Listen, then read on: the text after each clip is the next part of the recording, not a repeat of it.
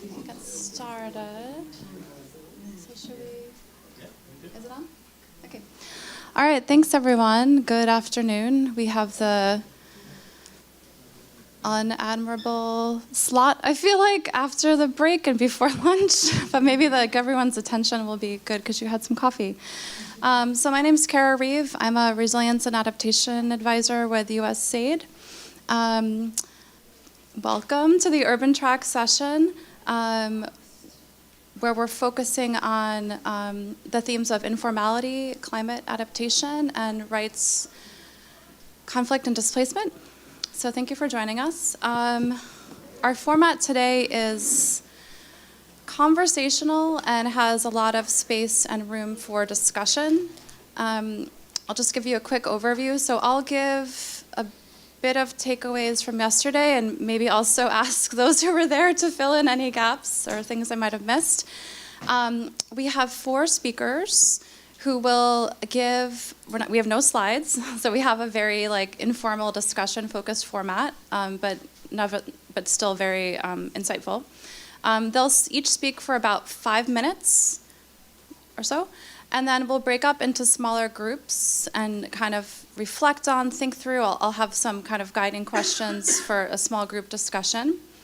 The panelists will first talk about framing the problem from their perspective and from the places where they work and the people they work with and the organization that they represent.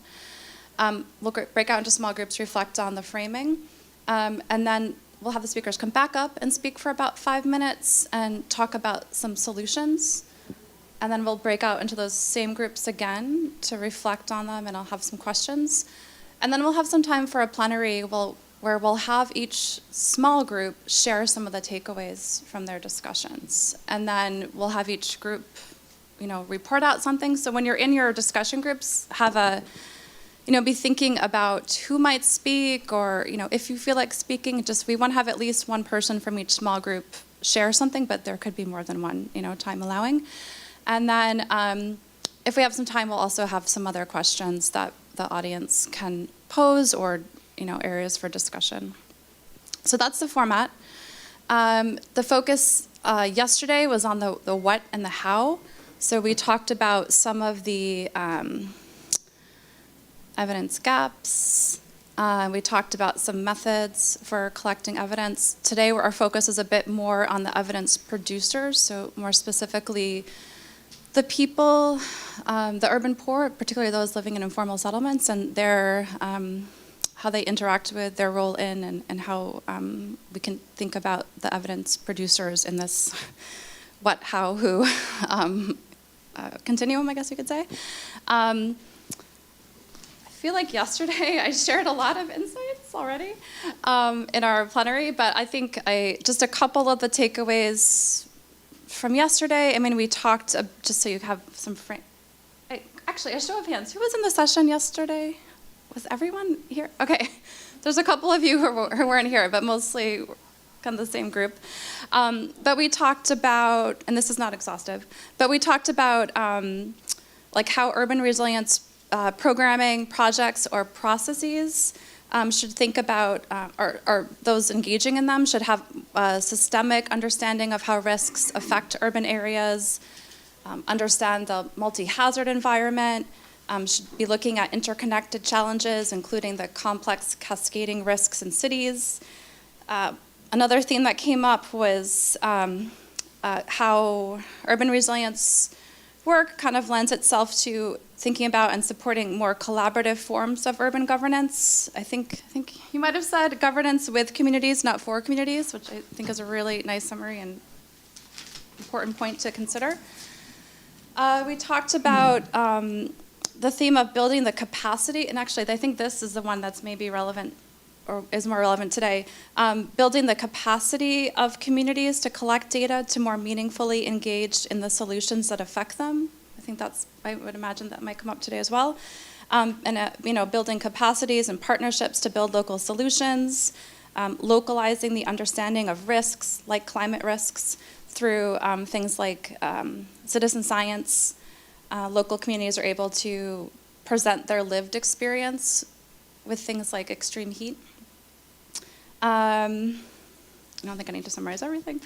And then we talked about, in particular, in the session on the what, we talked about 2 climate risks in particular, heat and low intensity but high frequency flood events, and how those are particularly do affect, well, they affect everyone, but maybe their effects are more pronounced in informal areas, but they're given less attention, emphasis, and might be under-resourced compared to other climate change impacts in urban areas.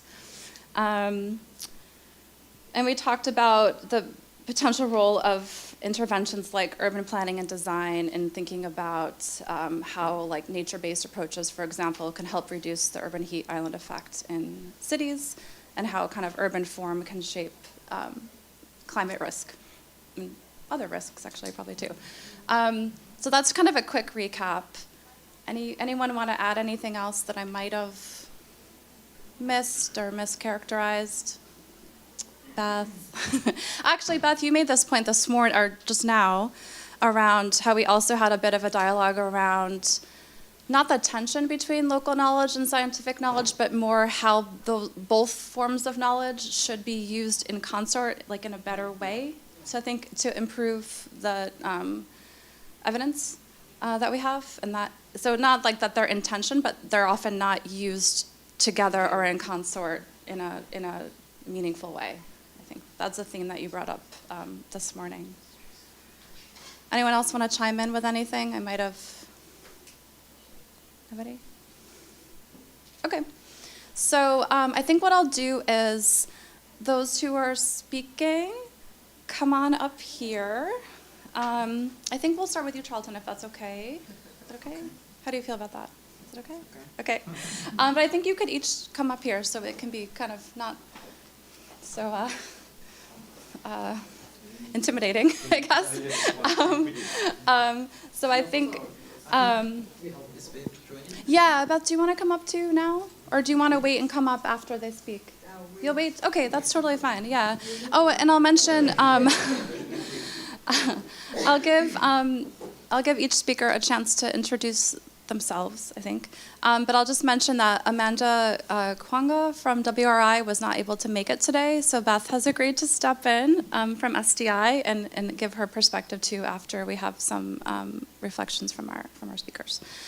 So, all right, so let's dig in. I think if you could start, and we'll 5 minutes, and I'll keep track of time. And so this is really just like framing the problem. Thank you.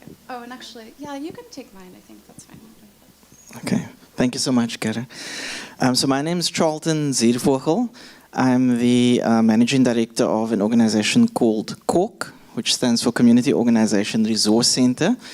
It's a support NGO to 2 social movements in South Africa, the Federation of the Urban and Rural Poor, which is affiliated to Slum Dwellers International, and then we have a second social movement we support, which is the Informal Settlement Network. So our work is primarily focused inside of informal settlements. We work across 8 out of the 9 provinces in South Africa, with the focus on informal settlements being around the 4 big metros, although we do have a presence in some of the smaller ones. So just in speaking about contextualizing the challenge that we see, especially around the data being used for decision making, and how for us it's the people we would say who can produce some of this data. If we look at South Africa, next year will be 30 years of democracy since '94. In '94, there were about 300 informal settlements. That's about the agreed number. And that number increased to over 3,000 and counting as we sit here today. So a big challenge around that is that there was obviously a major influx of people into urban areas. So like the rest of the planet, rapid urbanization was a real thing in South Africa. But for us, maintaining or keeping up with housing demand, even though we had one of the biggest housing delivery models in the world, it could not really match the demand. So today, currently, we speak about a housing backlog or waiting lists in excess of 100 years. and that's obviously equaled the growth of informal settlements. And our country has tried to adapt to what this has meant. So through the early 90s, housing provision was a big focus for us as South Africa in our alliance of NGO and social movements. We, in the early 2000s, decided, or we could see the writing on the wall, housing was not going to be delivered for free forever. And we saw there was a need to shift to looking at informality and incremental informal settlement upgrading. And so with the use of SDI tools, we sort of developed all the things that we needed to be able to do this in a good manner.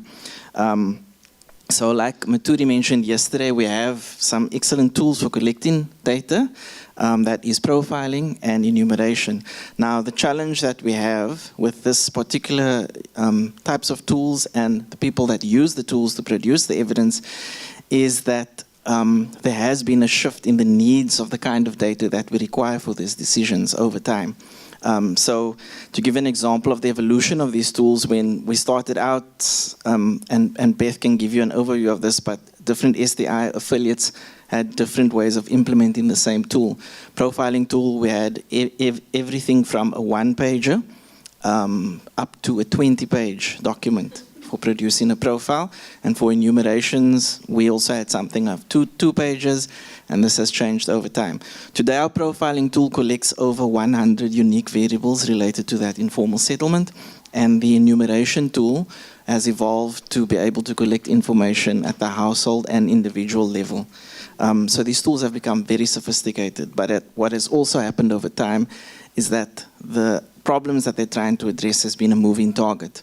And over time, as best as we could, we tried to include various things inside of our data collection tools that could assist us with answering some of the major questions. But ultimately, these tools have always been geared towards a very participatory process so that the evidence producers are the communities themselves. So an example, I'll give you a very practical one because I thought that would be great for what we're doing today.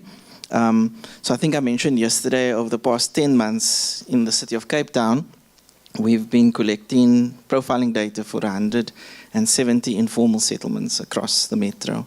So it's not all of them. Cape Town is probably close to 600, but it's quite a significant chunk of them. I checked with my team and asked them, give me an estimate of households covered in those settlements, and it's just about 3,000 short of 300,000 households that live inside of those 170 informal settlements profiled. So what's really key for us is that the production of that evidence, the tool that's used, is the community themselves. Yes, we have an external team that comes in, made up of informal settlement dwellers themselves, skilled, because they've done this hundreds of times, but then they also capacitate the community to do that very same exercise. So this is the reason why we can scale, why it's possible for us to collect 170 profiles in 10 months. Bearing in mind that we've been doing a similar thing in 9 other municipalities over the same period of time. So we're sitting at about 700 informal settlements profiled in the last 10 months. Now, if you look at the total of 3,000, that's quite a bite taken out of what we would normally consider a dearth in information regarding informal settlements. So we have the ability, the informal settlement dwellers, our federation and ISN members have the ability to collect this information. We can do it and collect it well. What's interesting in the current project is that the way we collect it, because we've gone digital, and this happened a few years ago. It was a hard battle because everything was paper-based before, and paper used to be the way that people were included. And so we had a big pushback from our federation members about this digital thing is going to exclude people. But over time, through good capacity building, we even have mamas who are able to utilize these tools and collect the data. The point is that we wanted to ensure that it doesn't restrict the opportunity to collect your own information. For us now, the big thing is to turn that information around fairly quickly so that community members themselves get the data in their hands and are able to engage the city. So around that profiling that I shared and some of the challenges around it, for example, is that how does this integrate with the city systems of data collection, and how can we get responsiveness to this information? So things that have been coming out, and it's just a few things that I wanted to highlight. Obviously, around winter time, it's issues of of flooding. During normal times, it's around access to basic services and trying to ensure that the planning of the rollout of those services are improved. And then what we've been doing more recently, and I mentioned this yesterday, was to try and link that data to budget and to try and influence budget. So we've analyzed the City of Cape Town's budget. Unfortunately, it's the one that I'm going to use as an example. And some of the things we've noted is there isn't enough capital allocated for water installation, which might mean only a few informal settlements get standpipes. The amount allocated for water doesn't indicate how much of that amount will be for repairing existing water taps and also dealing with low water pressure or challenges of broken taps. And there's no clear information available to address disasters such as flooding in informal settlements during winter or fixing of blocked drains or existing blockages that could alleviate this challenge. So that's just a small example of how we use the data to tackle the budget. And through all of this, it's not the professionals who are engaging with these officials, it's the community members themselves. Thank you. That's a really good way to open this conversation. I'm actually, sorry about that. I'm actually just gonna pass it over to you. So just give us a sense of who you are, where you're working, and then about 5 minutes, if you could. Thank you so much. Hello everyone, my name is Siraj and I work for an organization called Mahila Housing Seva Trust. We are based in India, headquartered in Ahmedabad city, and we work in India, Nepal and Bangladesh. What I'm going to speak today is more from my experience of working in Indian cities. So Mahila Housing Seva Trust works across 9 cities, almost 9 states, 30 plus cities in India. And we work on the issues of housing, habitat, and climate resilience for urban poor. So we are very much targeted towards slum dwellers, and particularly focusing our intervention on women and women empowerment, and how women can be the change agent for the changes that we are desiring to bring in the way that cities are governed today. So that's about organization. It's a 28 years organization.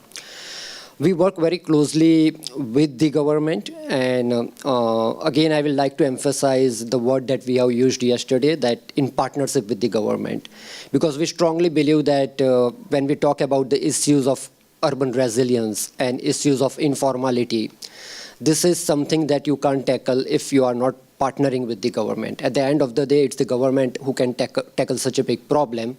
And our role as a civil society organization is to build the capacity of informal settlements, individuals living in the informal settlement, amplify their voices, create evidence, and present it to the government to help them make the right decision, identify the solution.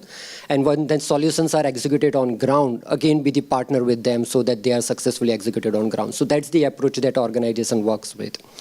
Now, coming back to why informality is important, like even when you talk about India, I think it's almost 30% of the population in the cities resides in informal settlement. And unfortunately, even after 75 years of the independence, we have 30% of the population that still remains invisible on the government record. And yesterday, I think my friend from SDI was talking about if you visit an African city and if you ask government how many slums are there in the city, they will say 4. And the record that SDI will have 105 or 175. And I think that's the common story in all the cities in Global South also. So I think first thing is that unless and until we bring those cities on official government record, government planning processes and policies are not going to be considering this population. So first issue is that first challenge is how we can make it as a part of the government planning process by giving them the recognition.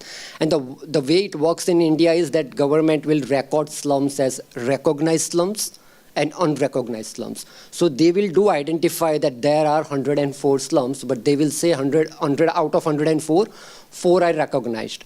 And the resources will only be allocated to the slums that are recognized. So I think the biggest challenge is in terms of data, how to convince government that it's important to recognize them. And if they remain invisible citizens, it's very hard to make sure that their issues are being addressed, I think. So that's one thing. Now, I think this session is more about when we talk about evidence, who are the producers and users or consumers of the evidence or the data. So I think broadly, if we have to identify it, and this has been discussed in yesterday's also, I think they are the policymakers and decision makers. They are research institutes and the scientists who require a lot of evidence. There are non-government organizations and civil societies like SDI, Mahila Housing Trust, community themselves, and the private sector. I think all these groups do produce their own data and evidence, and all this group rely on evidence for call for action. So if they have to make any decisions, definitely they are looking for an evidence. But we need to understand the kind of evidence these 4 or 5 target groups are using are very different. So for example, if you talk about policymakers or decision makers, they will be generally looking at an evidence which talks about long-term impact and the projections, right? So if you go with an evidence which is very short-term, probably they won't accept it. So they will recognize as an evidence. When you talk about non-governmental organization, they will mostly rely on an evidence which are bottom-up. We had a good discussion yesterday on it, that bottom-up evidence, to what extent citizens or the vulnerable population were actually participating or partnering in the process through which this evidence has been created. If you talk to a community, they will rely on an evidence which is more accessible and which is more understandable information for them. So as a research institution, you might produce a great research paper published in the most reputed journal in the world, but that won't be utilized by the community because that's not translated into the form which community can utilize it. So I think this is the nature of evidence that we need to understand. And today we had an interesting discussion on private sector also. So private sector is generally looking at an evidence on the business model that convince them that, okay, investing in resilience is going to be good for my business, right? So yesterday also one speaker pointed out that now we are out of the time of CSR, right? We are more talking about sustainability. But if you look, there are very, very rare evidence which talks on the business model and convince the private sector that evidence, there are sufficient evidence for you to start making investment in their own business or the community that you are considering as your customer. Secondly, even when we talk about private sector, I think you require a very sector-specific evidence. So if there is a private organization working, let's say in FMCG, they will probably require evidence on it. If there is a organization or the company that's working on cold drinks, probably it will require a strong evidence on the water conservation. So I think at this forum, we need to recognize that there are different producers and consumers or users of the data, but they have a different requirement. Unfortunately, we have not been able to bridge that requirement together. So that's the point so today probably if we can reflect in our discussion that how that gaps can be bridged, I think in terms of solutioning part, that will be great. Second, the point that I want to highlight is also about, if you talk about climate resilience or resilience in general, I think we have sufficient evidence to state how urgent and important this problem is. But probably we don't have sufficient evidence on what are the potential solutions to handle this problem. I think now it's a time that we start talking on the evidence on, okay, yesterday we were talking about heat stress. Okay, it's going to be bad. We all know it. But what is the solution that an individual or a household staying in a slum can adapt? Or what are the climate adaptation solutions for the heat? Is the solution A going to work in Africa? Is the same solution going to work in India? I think we don't have those different kind of evidence. So probably that's we need to focus. Second, I think there are enough evidence as far as mitigation is concerned, but very small evidence as far as adaptation is concerned at a community level. So probably that's still a gap. And last, I think vulnerable community thinks from a short-term view. So they have a problem on hand that they need to handle.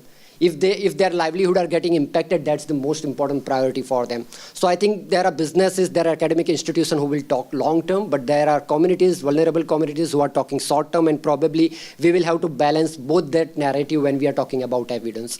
I will conclude it here and probably take up this discussion in solutioning part here. Perfect.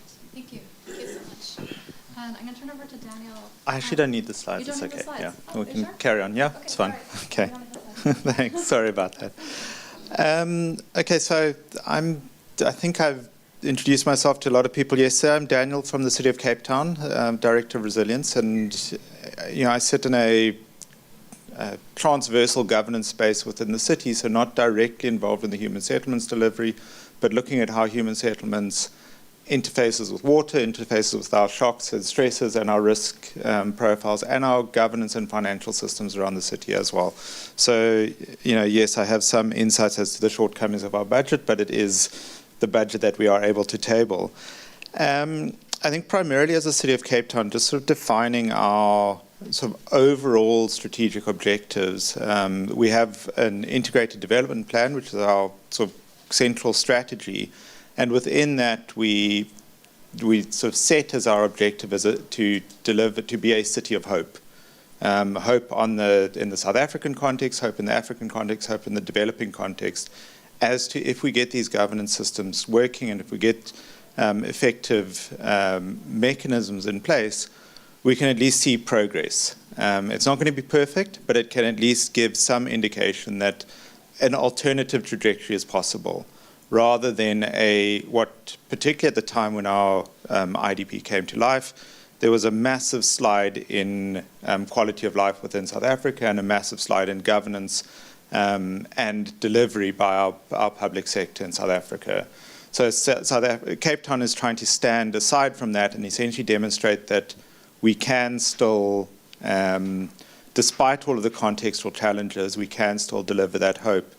And it isn't just a blank or an empty check, it is really sort of trying to deliver what is perceived as progress, and what undermines that progress or underlies that progress is a need to ensure that we have a sense or abilities to be resilient as a city and as a community going forward. So again, it's not perfect, but it is a journey that we are committed to walking and taking the city forward on.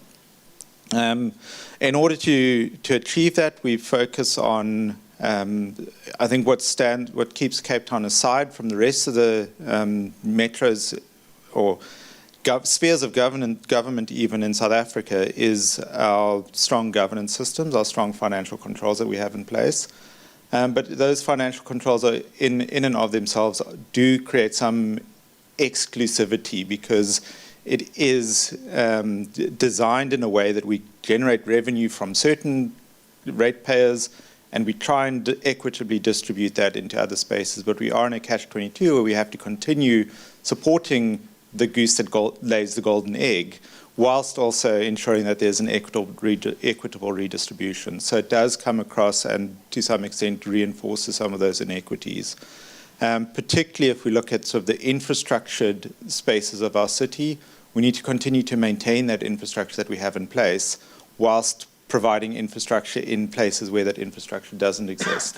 So, that comes into sort of understanding where we need to prioritize the redeployment or the equitable distribution, and for that we need data and we need information of where those most vulnerable communities are and those that are ready and able to benefit from the services and the infrastructure that is provided by those services.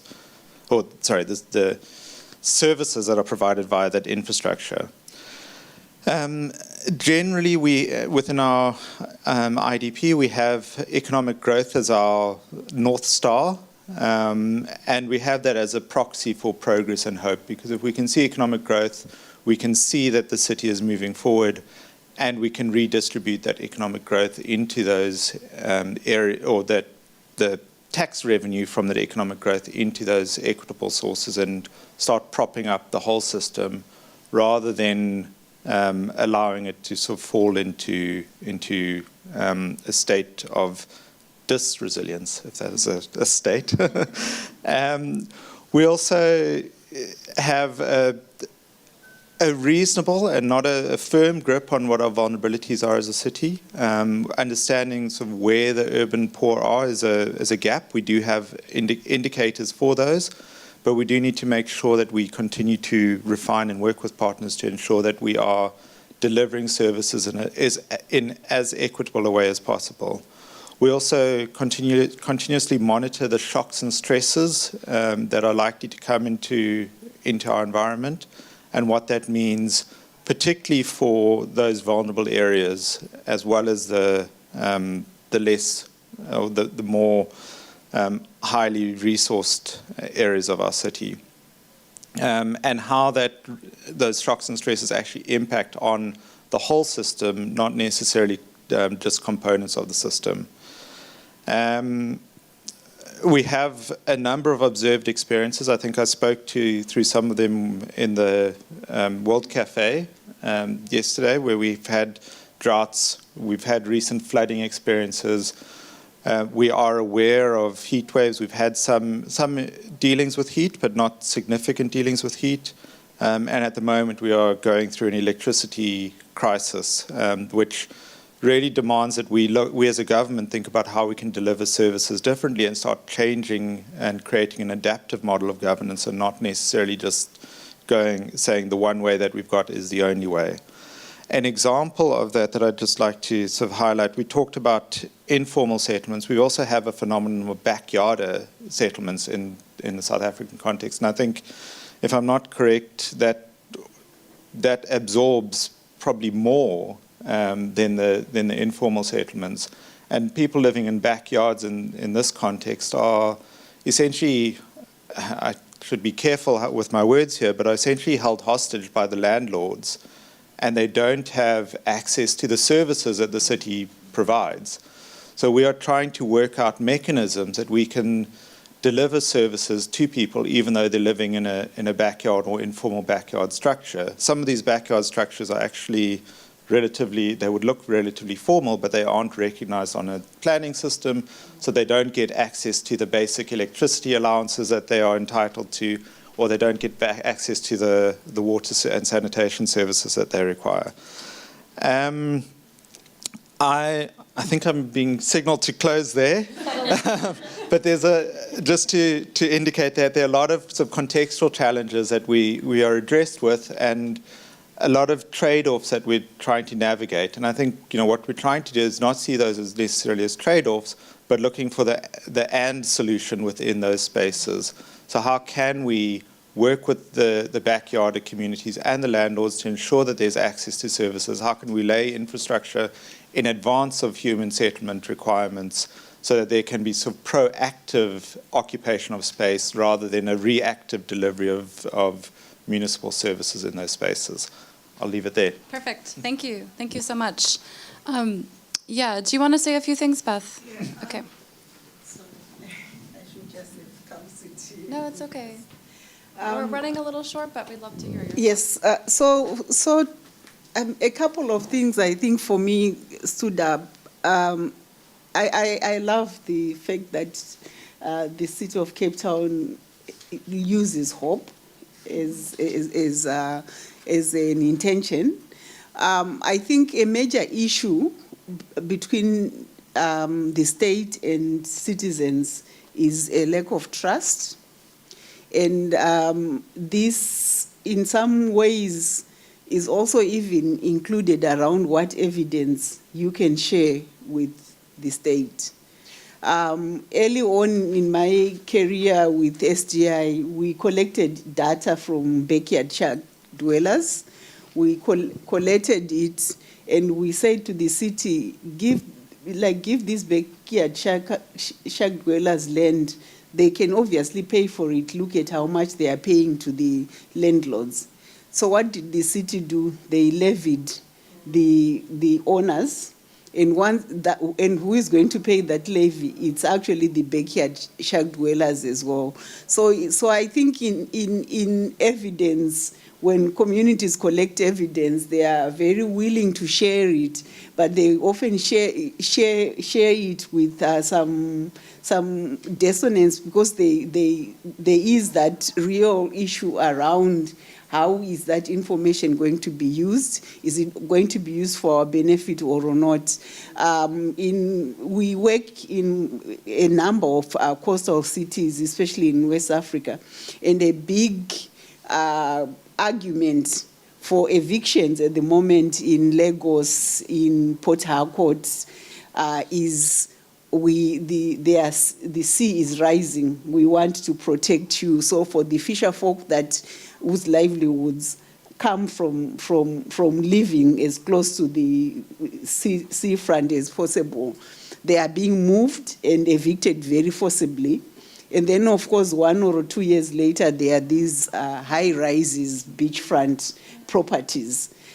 So I think this issue around how do you build trust so that the foot soldiers who are collecting this valuable data that could be used for planning and as evidence of the plans working can be made available I think it's a huge issue around building that level of trust, so that communities can actually come with even data that demonstrates that they are living in land that is vulnerable. So it would actually be to their interest to be moved. So trust, I think, is a major issue that stems from hope. And trust, that's what I wanted to contribute. You know, and to hear you share that example of the fisher folk being moved, I mean, it brings up also this issue of equity. I mean, I worked on some research long ago, and it was essentially the same story in Bangladesh, where there was this major flood infrastructure plan, subsistence fishermen and fisher people were forcibly evicted to allow for some structural protection and then new development. And and then if you're a fisher person and you're living far away from the water, your livelihood doesn't exist, and so they were coming back. So I think that that really resonated, and I think it's trust, but then also thinking about equitable, like adaptation for whom and by whom and at what cost, and what the trade-offs are. But just thank you for sharing that. Okay, so I think what we'll do is we're going to break up into, I think 4 groups would be good. And I think come together, reflect a bit about what the speakers shared, try to think through any themes, anything that stood out to you, any surprises, and then maybe also think about like your experience in like kind of like any similarities or stark differences. And so we'll keep it loose, but just remember that we want to try to share out like at the end of the session. So let's break into, I think 4 groups would be good. Maybe 1, 2, 3, 4 in the 4 corners, 3 to 4 people. And I was going to say the speakers could each join a group. I think that would be great, and then we'll get their perspectives.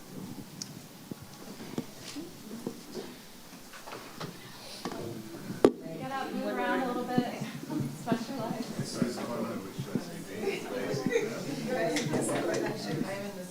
And we have about 8 minutes.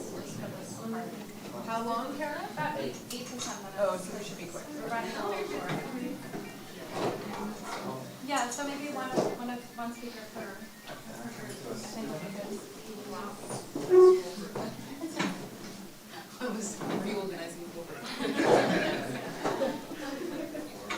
And what are we supposed to discuss? Yeah, so just kind of, I think, like, what themes came up across the speakers, what resonated with you from your lived experience or from the experience of where you work, or even just any like reflections you have on the way it's worked out.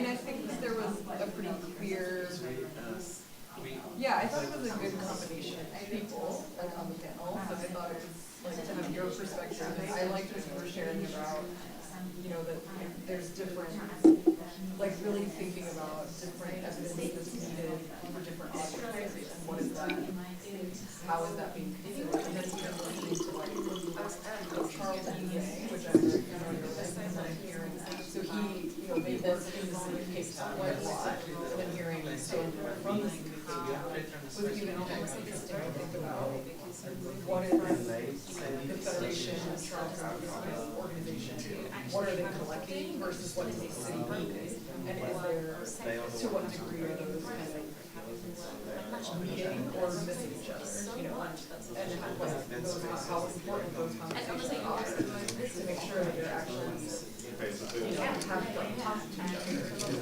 both actually people talking to each other, but then the data that's getting collected speaks to the needs of what the city would actually need in order to change our baseline. So I thought that was when I kind of supply is sometimes decreasing. What you were talking about. I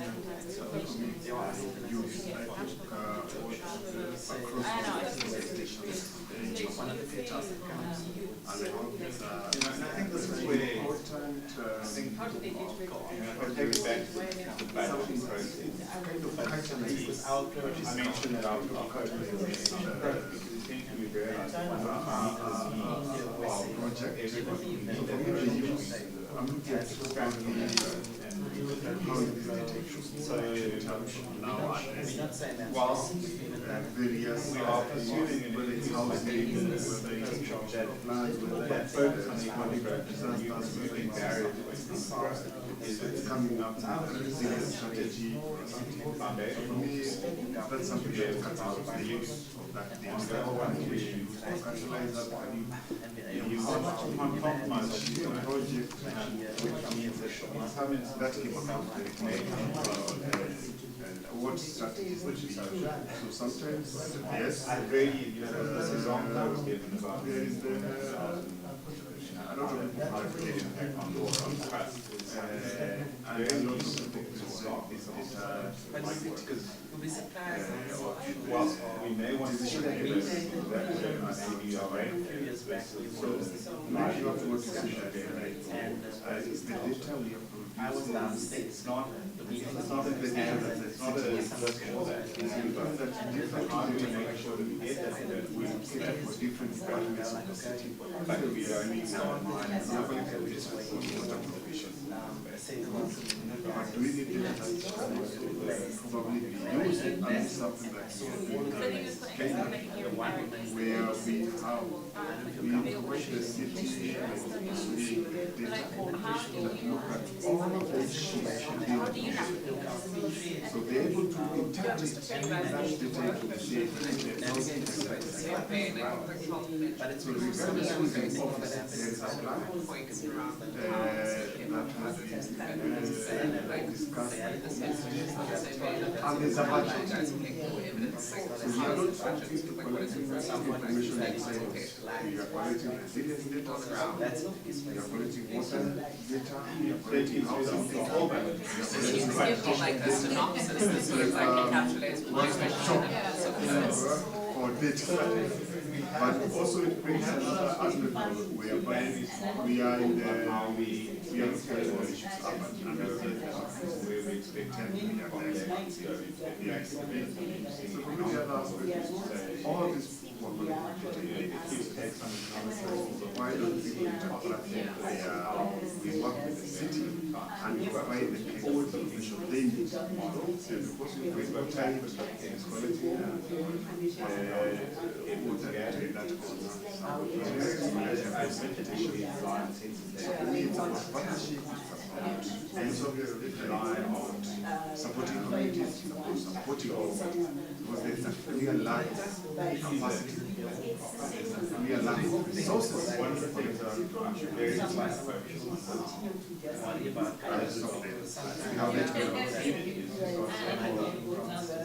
what was the cost of that understanding and how the city disaster management if we redirect that money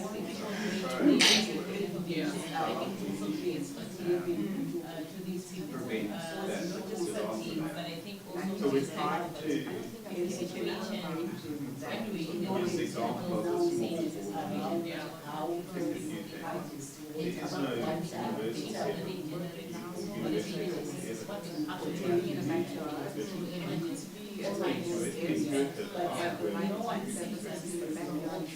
and this is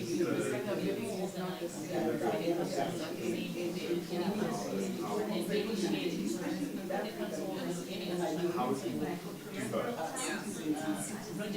While encouraging humanity but acknowledging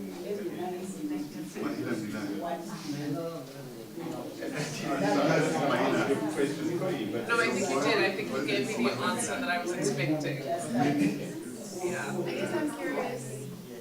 Later we might have evidence Use of would I be true to be able to say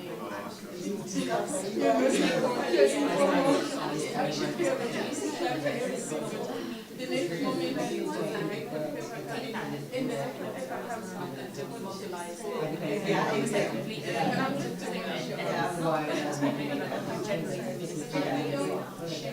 not necessarily jointly designing the I think it is quite interesting to considering that this community-led evidence.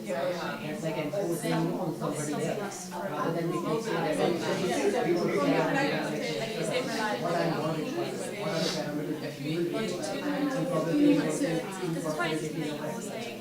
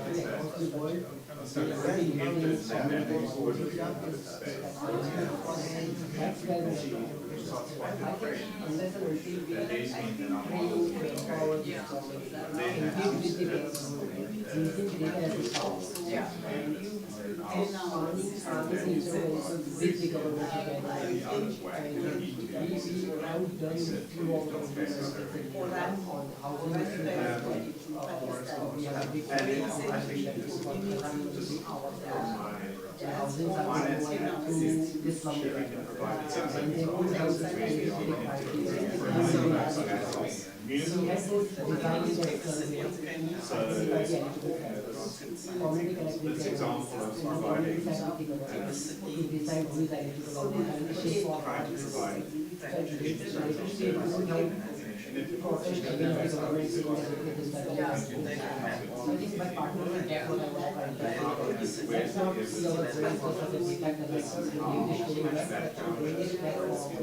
and being a partner with the government is planning the influence and taking it forward.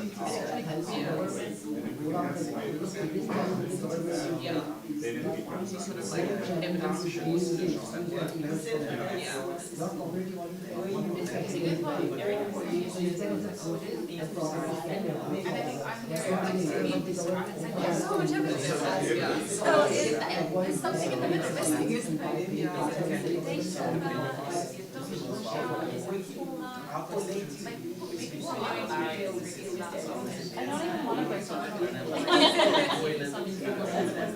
Alright, these are great ones. Alright, try to wrap up your last thoughts. I didn't want to. in a case where the government it's great that people are analysing about this way. But what goes into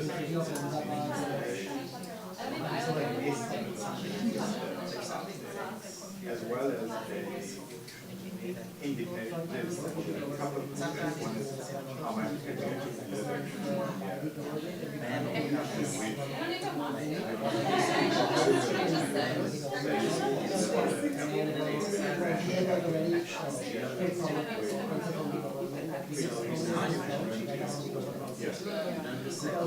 the one around the ability to bring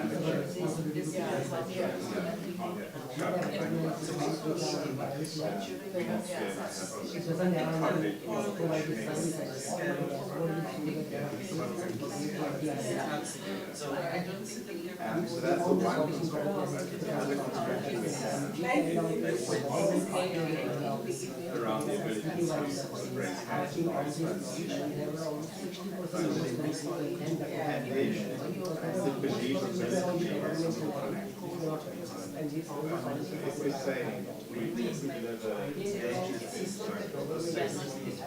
we are going to Okay. save this bit. May we get back into the big room? Sorry, Trust continue is in it our for own lunch. process. Maybe keep you over time.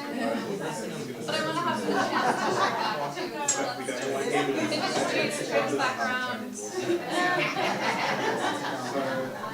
Sorry, there's a whole lot more than I know, I feel like there was something that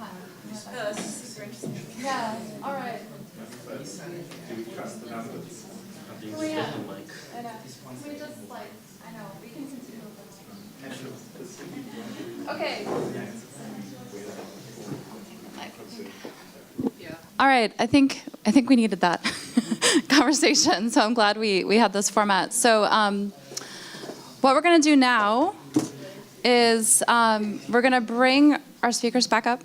So if you could join us. I think we can just take the same order as before, and they're going to talk through some of the solutions from their perspective. I'm going to really try to keep you at 5 minutes. So if I start like walking, if I start walking towards you, I've seen this, you just kind of stand here, and so I'll stay over here, and then I'll start coming for you. If you're, I think that's very subtle. I just sat next to you before dinner. Okay, so I think we'll start with Charlton, and I'll give you 5 minutes to, oh, no, you need the microphone. Here you go. Thank you. Okay, thanks, Cara. So bearing in mind, I'm going to speak from the perspective of the work that we do and focus on the solutions that we think come out of there, and obviously there's way more solutions that could work.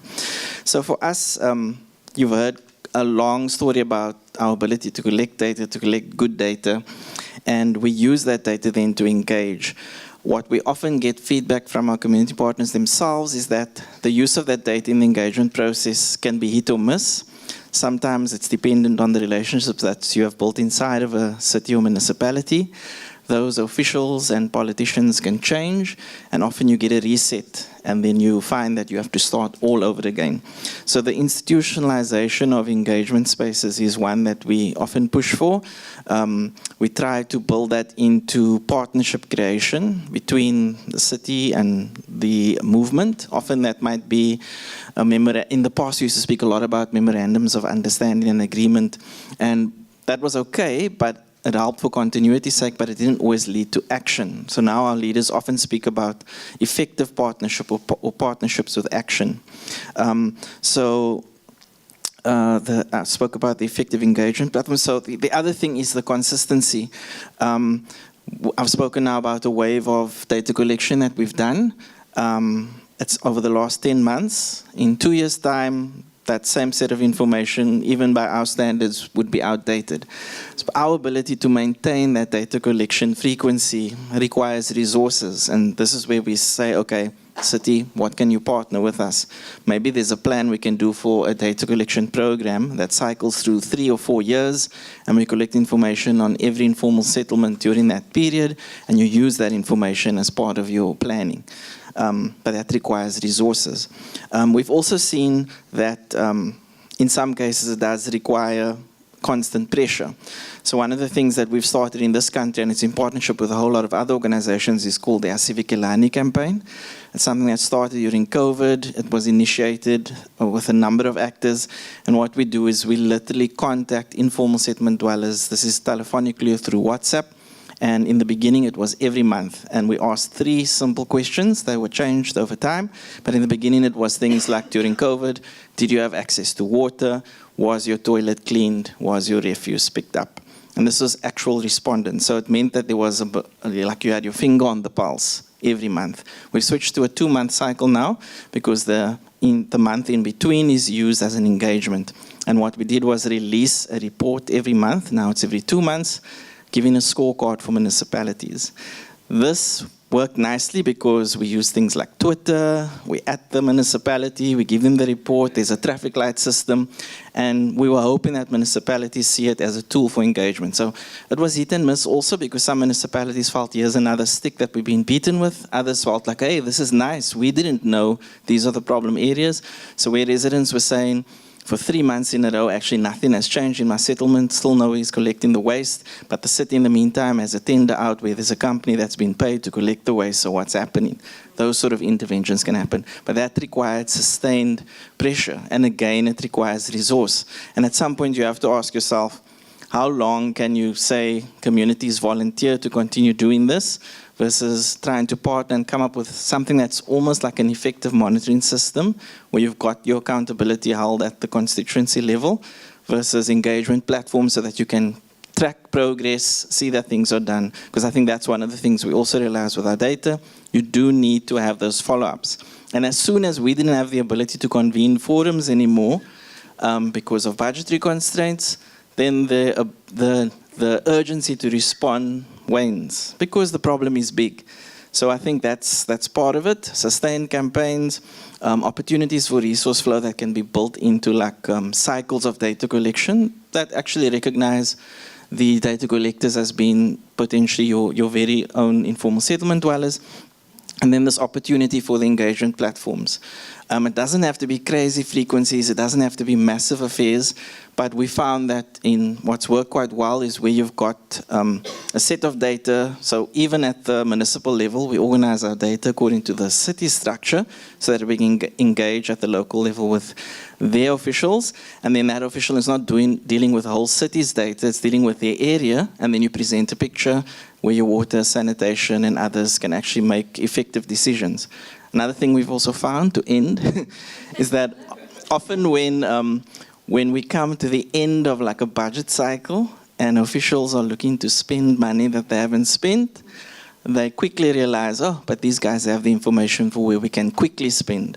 Now, we always then ask ourselves, but now why now? Why couldn't we be planning ahead instead of just looking for the dumping of money at the end of a cycle? Not in the city of Cape That Town. was 5 Yeah. minutes, like on the dot. That was perfect. Thank you. And I'll turn it over to. Thank you. So on soliciting part, I think I will focus on two aspects. I think there was an important issue raised by Beth that there is a lack of trust when you talk about government working with the community. And when you talk of partnership, I think trust is foundation. And if you want to build a strong trusting relationship, I think the frequent interaction between both these parties is very much essential. We generally don't see local administration or the government actually ever visiting the slums for having the open communication with them. And I think as a civil society organization and as NGOs, I think we can act as a facilitator between the government and the community, which trust us also, and we have a good relationship with government, and we can bridge that gap, I think. And that's how slowly over a period of time that trust will develop and community will start directly interacting with the government. That's number one. Second, I think in our group discussion also, we made that point that I think the co-production of the evidence or the data is extremely important. And why it is important that you can produce data in two ways. You can say that I will collect data on 1,000+ parameter and give it to the government to use it. And government will simply say that, okay, that's great, but I don't require this 990 data set. I only will use 10 and I require another 500 more. So I think rather than just collecting the data and going to government, I think you can initiate a conversation with the government that for your policy intervention, for your programmatic intervention, what are the data points you require and how we can help you to collect that data. I think that's where partnership begins. So rather than engaging with the government at the last leg of the program planning, how we can engage with the government in the conceptualization stage. To give you a very good example, real life example, like in India, in last 5 years, government has been campaigning the flagship program called Swachh Bharat Mission, where they're trying to make cities open defecation free. And they are providing subsidies for the slum dwellers or any urban poor who wants to construct a toilet. And now that subsidy was 16,000 rupees per household. And this program was launched, and for first 1 year, there was no demand from the community. And local administration were surprised that we are giving out like 16,000 rupees. Why people are not constructing the toilets? They sought our help. They said, okay, can you find out where are these barriers, why people are not availing? We had a consultation with the community. We invited the people who had health department and the sanitation department to the slums. There were open meeting organized. And community make a very simple common sense point that you are giving 60,000, but you are giving it as a 3 installment. And first installment is given and the condition for the first installment is that you have the construction till the foundation done. So sock pit has to be constructed. Now that's costing us 7,000. And we don't have money to invest upfront 7,000 rupees. So we can't go ahead with the toilet even if you are giving us 16,000. That was a simple inputs. We carried out a large scale consultation. Government changed their policy saying that we will provide upfront subsidy of 6,000 rupees. You start the construction and remaining amount will be given after you finish your toilet construction. Now that's so government prepare a policy or program sitting in a different environment. They might not be knowing the ground reality. Same way we can address it. So I think that's number one. Secondly, even when we are collecting the data, I think now we need to envisage the role of a community beyond data collector. We generally say, okay, community collects the data, give it to the government. I think it's about how after collecting the data, are we engaging with the government in terms of how the data is being utilized for urban planning or for urban policies, right? That's where inputs needs to be given. So don't end the engagement with the government just as a data collector, giving back to them the data and saying that utilize it. So I think engage proactively, go beyond data collection, engage yourself in terms of when government is developing planning and policies. And our experience is that when you are positively engaging with the government, they are open. They shouldn't be threatened by the community. Sometimes we work a lot on an activist mode, and I'm not saying that's wrong, but that creates a kind of threat between the government and the community, and that's where trust deficits start, right? So I think it's more about okay to be open about your vulnerability and start engaging with the government in a more open conversation, expressing your need and helping them to plan the cities. At the end of the day, government wants to plan cities for their citizens. That's the reality.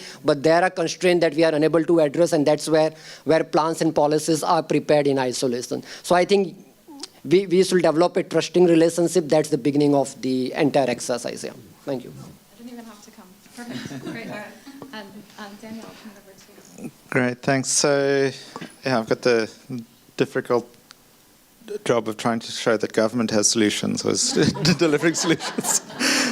So I think, the journey that the City of Cape Town has been on in particular has been around building up sort of transversal issue-based programs. So as a municipality, we've now established a Directorate of Future Planning and Resilience, which sits, I don't want to say on top, but sits at a sort of meso layer across the organization that helps to organize the city around particular issues and helps to convene and generate and utilize data and data sources and various analyses tools to be able to inform the decisions and the roads that are built and the pipes that are put in the road. So having that, again, I don't want to, and I won't use the analogy of a brain, but it sort of sits across the organization and helps to coordinate those activities. And in doing that, it also tries to drive sort of agile and adaptive processes so that we're not just sort of stuck in lanes. We're looking at sort of what the implication of this piece of infrastructure is on that piece of infrastructure, on that piece of infrastructure, and on that settlement, and then on that settlement's requirements. So having those systems in place is very important. And one of the key things in that space is also the ability to undertake proper economic appraisal, socioeconomic appraisals of the decisions that are being made or being considered. So we can look at any large piece of infrastructure or development and say, is this going to help the city's pursuit of growth and the outcomes of that growth? Is it going to help with efficiency or cost savings in terms of the way in which the municipality delivers services in the future? Or is it going to provide, or is it going to provide some sort of future dividend that we can count on? So some sort of resilience from a anticipated future shock or stress. So having those tools and those ways to analyze some of the decisions that the city makes helps to ensure that the city makes better decisions in the future. Not perfect decisions, but better decisions. And really helps the role of the future planning and resilience function is really to start mainstreaming some of that mindset and starting to ensure that those departments that are really at the front line are able to back some of the decisions that they're doing and utilize some of the skills that require that sort of soft infrastructure component delivery. And by soft infrastructure, I mean that interaction space, not necessarily just we're there to deliver a pipe. And then another core tenet that the city's quite focused on, and it came up yesterday, is the sort of crime concerns and how that is a major underminer of progress. And we as a city are rolling out quite significant expenditure and significant programs within that safety space, both from a formal safety intervention space, but also looking at the way in which infrastructure is delivered that supports a safety outcome or safety objective. That's thanks to the lessons that we've learned from the VPU Violence Prevention through Urban Upgrading program as well, and a number of other sort of partnership type programs. Then I think, there's making excuses for national government is difficult. But a lot of the failures that we are realizing in our context, in South Africa in particular, are because of failures of national government to deliver certain services. Failures in Eskom, failures in Transnet, failures of the Human Settlements Department, failures of the Department of Water and Sanitation. So all of these national failures have an impact on our local context. What the city has launched, and you may well, if you live in Cape Town, you may see that our political heads are sort of championing it, is really to essentially tell national government it's not good enough. And we need to actively take over mandates and bring mandates down to a local level where they have a local impact. And that either bring them down or tell them, really lobby the national to get their house in order. I see someone moving closer to me. So, and part of that is really sort of saying we're not it's not the city of Cape Town, it's not a political interest that we're doing this. It's actually because we're taking the message of communities that we represent in Cape Town, and here it ends here. We need to make headway in that space to ensure that there's an effective service delivery. And then finally, just on the trust side, a lot of, yes, we produce information, we produce a lot of reports, we produce our budget reports. We also produce an infrastructure report which says, based on our analysis, these are the infrastructure projects that we're delivering over 10 years. And they're subject to some changes, but we want to see, in order to deliver our contract to citizens of Cape Town, we want to show that we are going to deliver those projects and those projects get delivered. Because they have been requested, because they have been put on our budget, and because of the needs of the city. So that's our, you can trust us to deliver those, but what else do we need to deliver, and how else do we build trust in delivery of services?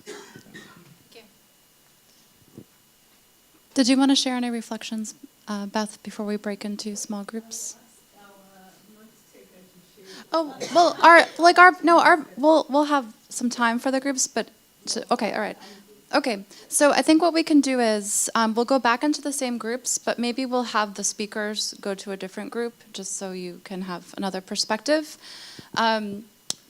Again, kind of reflect on the solutions shared. I liked Sarasa's suggestion to think about how we bridge the gaps some more. Maybe we can talk about that in our groups. And then we had some different stakeholder perspectives in terms of the role of different stakeholders. We have the local communities, local government, national government. I'm a donor, so I'm wondering if you want to think about maybe the role of different stakeholders in this process of really empowering local communities to have agency in data and solutions. Okay, so I think reflect on the solutions, how we might try to bridge the gaps, and then also just think about these different stakeholders and how and what their roles might be. And then I think we'll have time for each group to maybe just share one, it's not enough, but maybe just to share one takeaway or. Yeah, so I think the groups can remain the same, and we'll have the speakers maybe just go to a different group, just so people can get another perspective.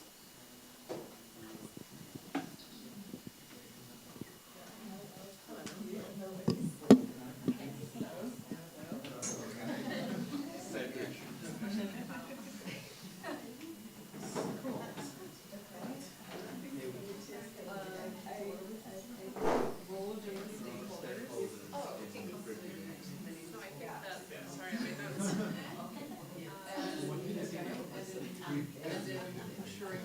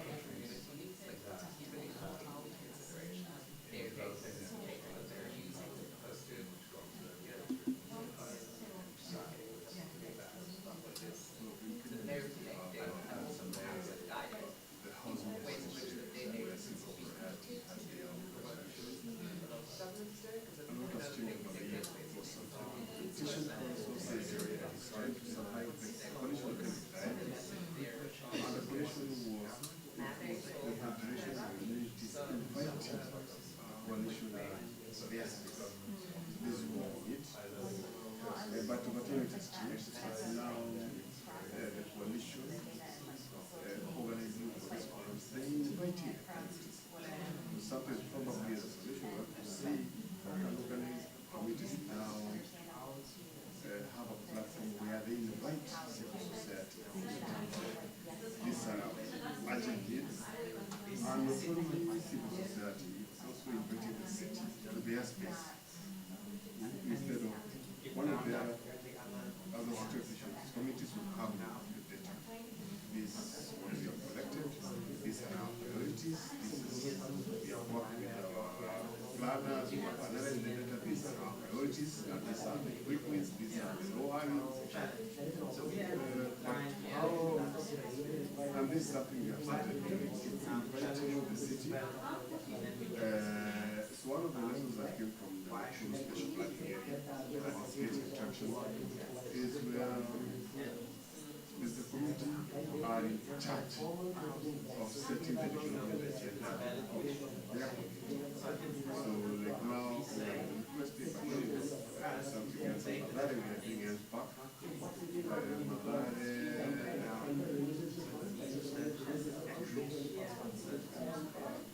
Research, bringing all this research and society organizations to their space, to that space, where now it becomes a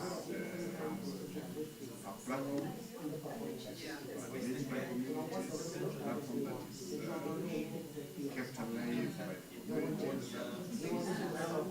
The leadership has always been the leadership within civil society gets covered. They are discussing the agenda of the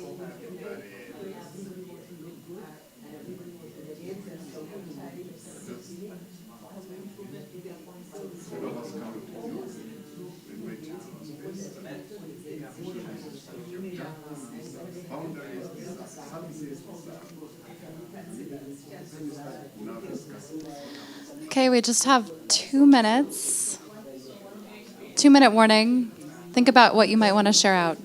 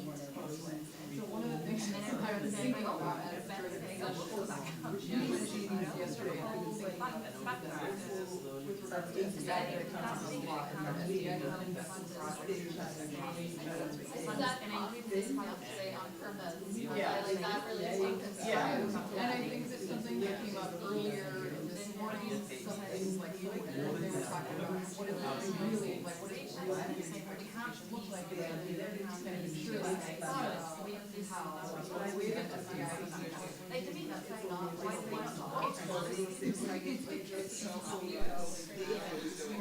Okay, let's try to wrap up the conversation so we have time to share back.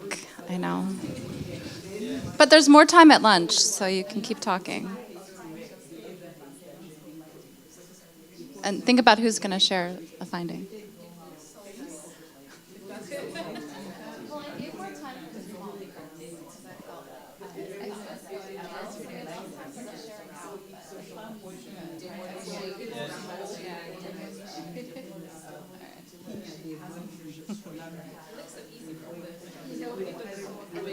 I know.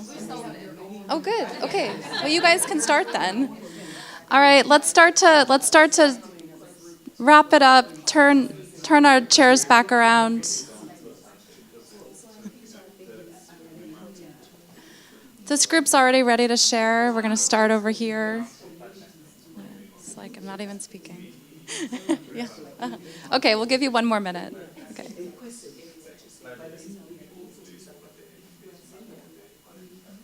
I will start with this group. Are you guys, you're on deck.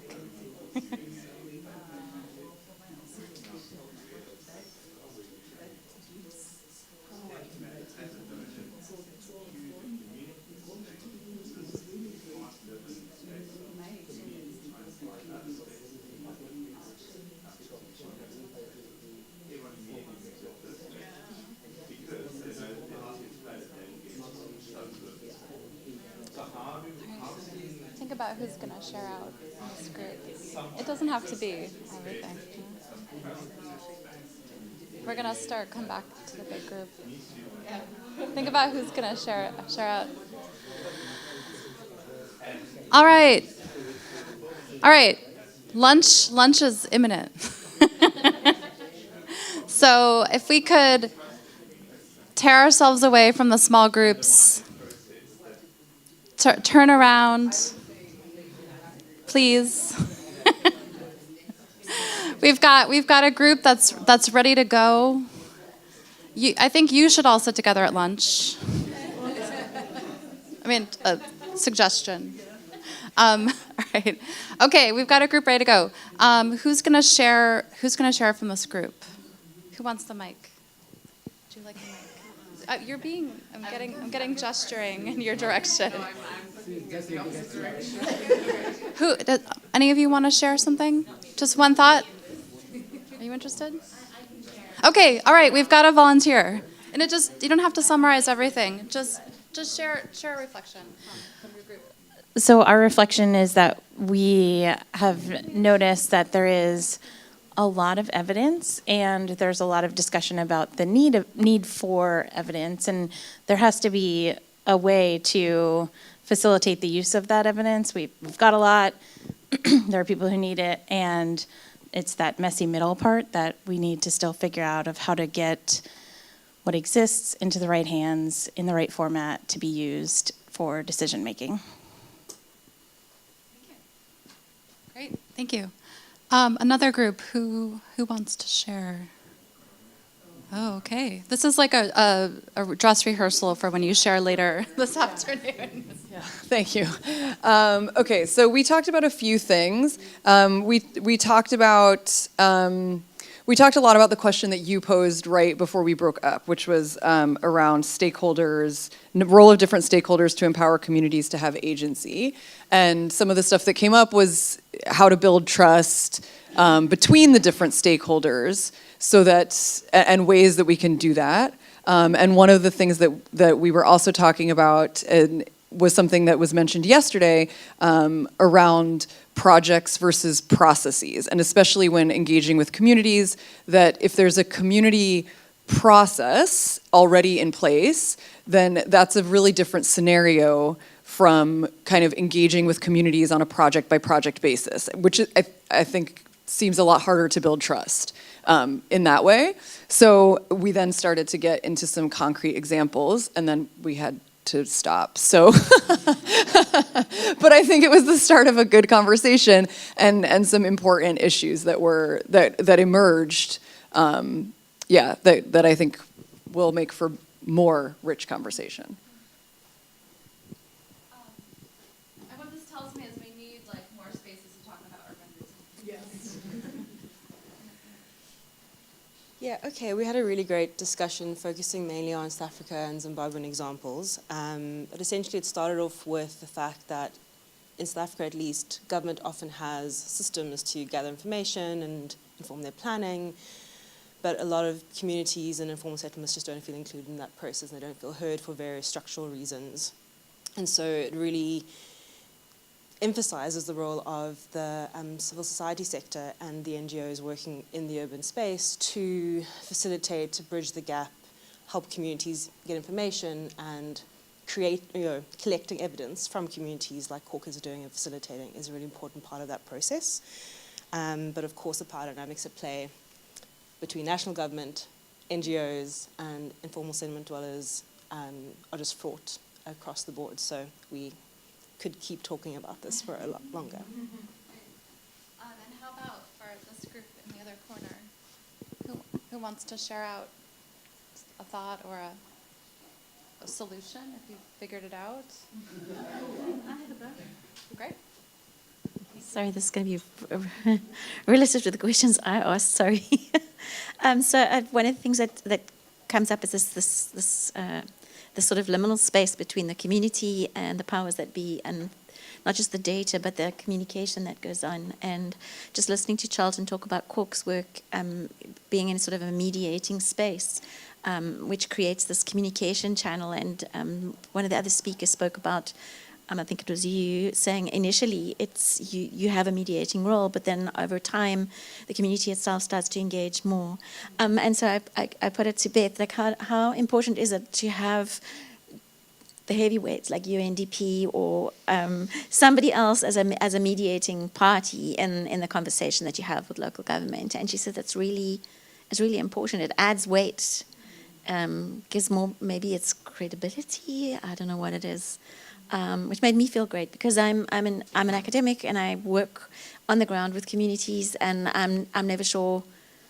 You know, it's like being in an NGO. Sometimes when you walk away, then the process crashes. So I was just interested to see what she thought about that, and she thinks that it's important to have that mediator somehow. Yeah. I think also beyond the mediator, it's also about training new academics that work to the African city, because we are reproducing models of planning the African city that have shown that they don't work elsewhere. So over and above, it's also about getting the students into the informal settlements and ensuring that they understand the city that they will be planning for. Yeah. Thank you. We're back on time. We have a couple minutes to spare, but I want to thank everyone so much. I'm really glad that we had the space for this discussion, and I hope it, got the wheels turning. You learned something new, and maybe met some people to continue this conversation with even after the session this week. So thank you, everyone. And I think it's time for lunch now, if I'm not mistaken. And I know Ariana will be doing her best to reflect on this. I think there's only 2 minutes. I think there's only 2 minutes, though, so it's not so bad. But thanks, everyone. Really appreciate it.